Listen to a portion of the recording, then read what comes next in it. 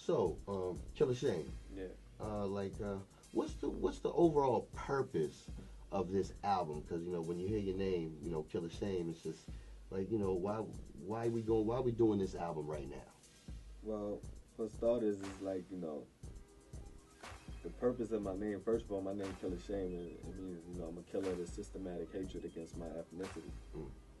And that's the whole purpose of that. And the reason why I chose to do the album is because I got a lot of female friends, and I always hear the same things about from them. So I take little aspects of what I hear from them, the type of things that Dig they it. want in a man, Dig it. and I'm just not afraid to do it. Basically, I just say okay, because the album, it looks at all angles. It comes from both sides, the wrongs of us men, the rights of us men, the wrongs of women. I want to touch on something you just said real quick. Like, what are some of the things like the females are telling you that made you want to, that was the driving force behind this album? Well, some of the things that they tell me is like, they want to hear a record. They want to hear a record about, them being loved, about them being, some of them want to hear a record about them being touched. Some want to hear a record about them being hurt. What? They all want to hear these. They will all want to hear these records, but they want to hear them tastefully. They don't want to hear them like, I did a song a while back called Certified Freak, and this is what made me think about the Grown and Sexy edition because. Yeah, elaborate on that. The title of the song, you're gonna hear it and you think you're like, wow, like that's crazy. But when they hear this song, the way I collab with my man Fat Ray on it, the way it is, I noticed a lot of attention I got from it. And then I did another song. I really wasn't too hip on doing the female songs before then. But then I did another song called Shorty is a Rider, and then the whole different. Once it was two different type of female songs, they got both, and it was like, yo, and we just want to hear something, like we want to hear more of this, like we want to hear more. And I started, and I listen to a lot of artists, what I'm saying, when I'm with a female son, I may listen to some R&B. I listen to R&B when I'm by myself riding in the whip. So the production on the Grown and Sexy edition, all original work, or is it mixtape material? Or? Yeah, it's all original work. I didn't get it off of How to Be an MC instrumental CD or anything like that. Okay. Original producers. Okay. Excellent. That's fantastic.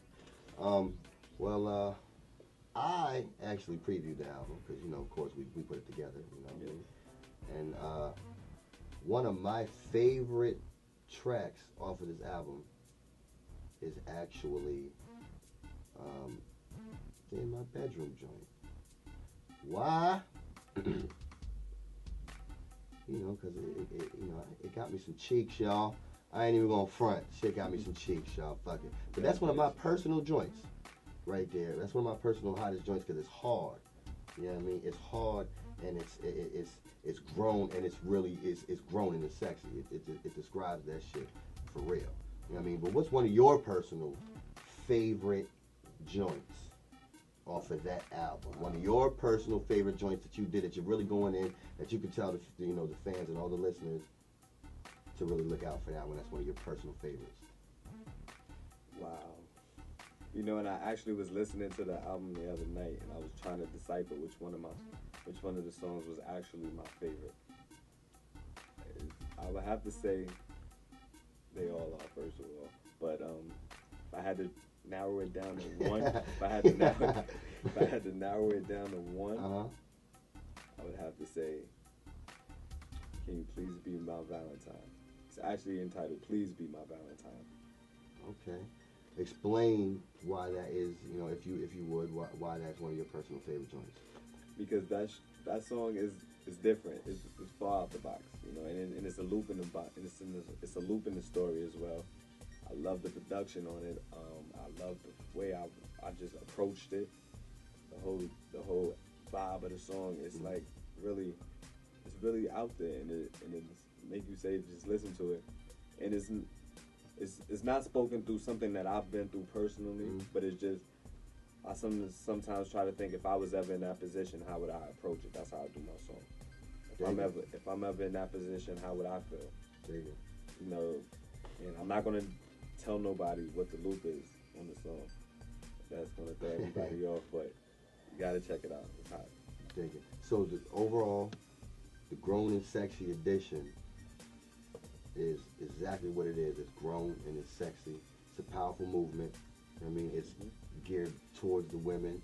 I mean, women should be very happy. Y'all women should be very happy because he's gearing this shit towards y'all because you asked for it. Yeah. You know what I mean? And there was a lot put into it. Yes. There's a story behind this album. There's a lot put into it. I lost my brother during the making of this album when I first started it. Actually, it was already, all the songs were already put together, and that like threw me off for a while. But then I got back at it. Being in a relationship myself has helped me, you know, come from certain standpoints on certain songs, capture the moment of the song better, so to speak. So now, since you mentioned about the trials and tribulations you was going through the album, how long did it actually take to record the whole product? 1 month. 1 month. 1 month.